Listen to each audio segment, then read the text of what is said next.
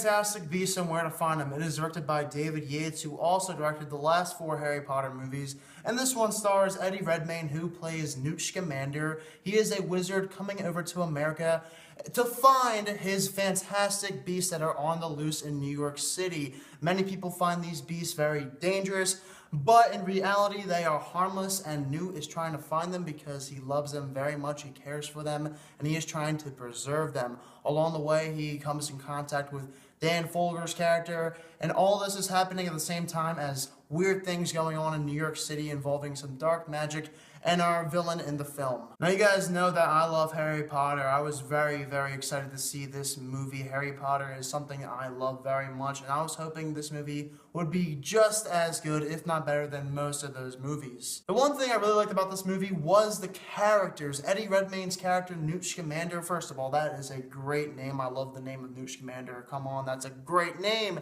He was a really good character, honestly. He's lovable. You can get behind him a lot, and I thought he was a great character. Dan Folger played the audience's character, and this guy was awesome too. I love this guy so much. He was a comic relief kind of a character. He brought a lot of that, and he was a really good character too. The movie does start out pretty slow, though, to say the least. The pacing is a little off in the beginning, and for me, it took a long time to get into the movie, but thankfully we have these really good characters to bring you into the story more so than the plot itself. This one takes place 70 years before Harry Potter, so in reality, you can't compare Harry Potter with this as much as you would like to. It is very hard to do that because these movies are so much different than each other. You do get a lot of nostalgia, though, in this movie with all the magic going on taking place. It really brings you back into the wizarding world of Harry Potter, and I love that aspect of the entire movie.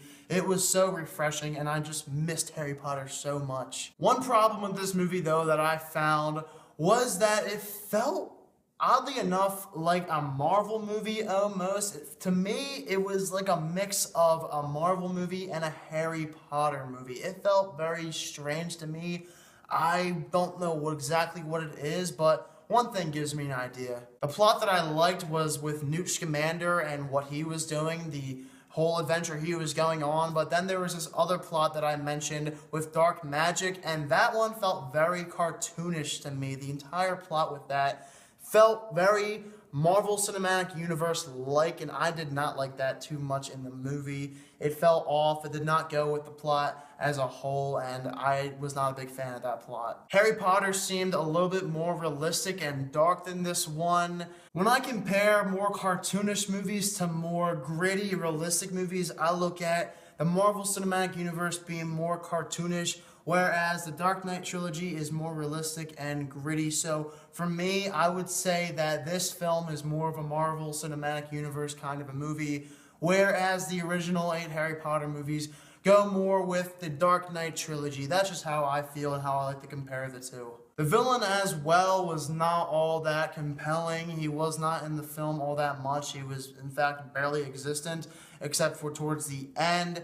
I did not feel like he was that strong of a villain, and to say the least, he's not on the level as Lord Voldemort was, but that's a little bit unfair to compare because Lord Voldemort was given 8 movies to develop, whereas this guy was only given 1 single film to develop his character, so that's an unfair comparison, but still, not the strongest villain we could have had. Well, the one thing I did like about this movie a lot was the plot involving Newt Scamander. That's the fun part of the movie. That's the part I enjoyed a lot, even though it was slow to get involved in the plot as a whole, but overall, it was really enjoyable, especially with the characters of Eddie Redmayne's and Dan Folger's. I like both of their characters very, very much, as I said. And these beasts, while their CGI was not terrific, I did like them overall. They were good looking, and they are pretty memorable, for me at least. So I do think this is a really enjoyable movie overall. I think a lot of people will like this one. It's a good inclusion into the Harry Potter universe, but overall, I don't think you can compare it to the Harry Potter movies like you'd want to. But I think the best comparison you can make is like a Marvel movie to the Dark Knight trilogy. That's just how I feel. But overall, this movie does have some very good characters and an interesting story, for Newt's part of the story. The story involving the dark magic was not all that interesting. The villain was not all that great. It was a little bit slow, and it did feel somewhat cartoonish, but I do think this is an enjoyable movie overall, and a nice movie to see. Apparently, they're supposed to make 4 sequels of this movie. I have no idea how that's even going to work, because it felt like the story ended up pretty nicely, but we'll see. I am looking forward to seeing how they make this a 5-part series. I was thinking about giving this movie a lower 70% rating, but the more I think about it, the more I'm starting to like the movie overall, more enjoyment I got with it. So I'm going to go with a 77% for this movie. I do think it's enjoyable.